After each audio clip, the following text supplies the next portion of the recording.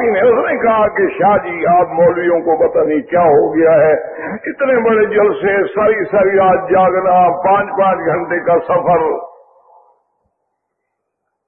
اور کیا فائدہ ہوتا ہے آپ کے ان جلسوں کا؟ جو آدمی چور ہے چور ہے، ڈاکو ہے ڈاکو ہے، قاتل ہے قاتل ہے، فاسق ہے فاسق ہے، فاجر ہے فاجر ہے، کیا ہے پھر خامخواہ گلے پھاڑنے کا کیا فائدہ ہے؟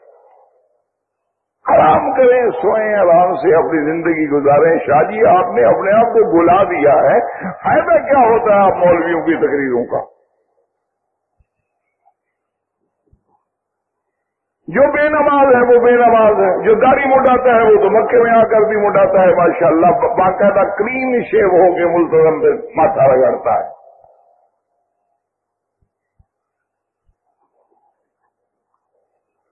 تو فائدہ کیا ہے آپ لوگوں کا کہ اتنی سفر، تکلیفیں، کبھی کھانا کھا لیا کبھی نہ کھایا، ہر جگہ ایک نئی چیز، نیا طرز، نیا انداز، نیا تیل، نئے باورچی، نئے برتن،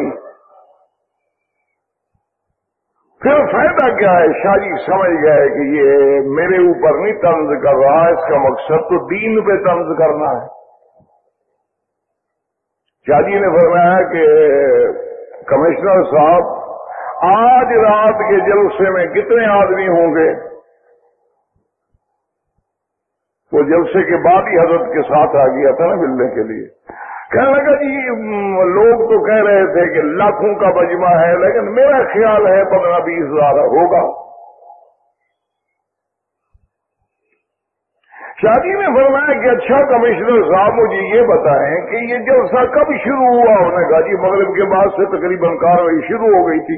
کب ختم ہوا ہے؟ انہوں نے کہا دیکھیں حضرت آپ کے سامنے ہے، رات کے 2-3 بج گئے ہیں۔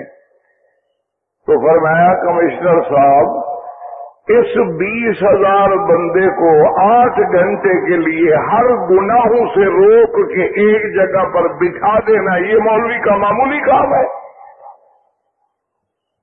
تمہارے پاس کوئی سیکورٹی ہے؟ تمہارے پاس کوئی فورس ہے جو 20,000 بندے کو 8 گھنٹے کے لیے جھوٹ بولنے سے روک دے، چوری کرنے سے روک دے، گناہ کرنے سے روک دے، لڑنے سے روک دے، فلم سے روک دے، ٹی وی دیکھنے سے روک دے، ہر برے کام سے روک دے؟ اور اسی طرح ایک دن میں ہمارے کتنے جلسے ہوتے ہیں، کتنی مسجدوں میں نماز ہوتی ہے، کتنی مدارس ہوتے ہیں؟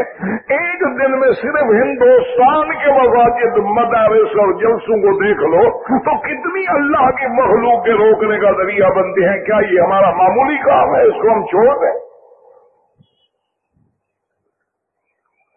تو اس کو بات سمجھ آ گئی، ہم کہا ہاں شاہ جی یہ تو ہوتا ہے، ہمیں بس یہی کافی ہے۔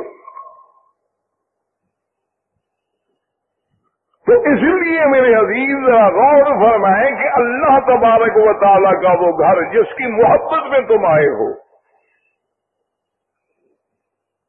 سچی بات یہ ہے کہ آپ لوگوں کی محبت کو دیکھ کر، آپ لوگوں کے جذبات کو دیکھ کر میں آپ کو کیا دے سکتا ہوں ماں سوائے اس دعا کے کہ اللہ تیرے گھر کی وجہ سے یہ عزت کر رہے ہیں، ان کو دارین میں عزت عطا فرما، ان کو حرمین شریفین کی حاضری نصیب فرما، اور تمام عالم اسلام اور تمام مسلمانوں پہ رحمت نازل فرما، ہر ملک میں سکون، امن، اطمینان نازل فرما۔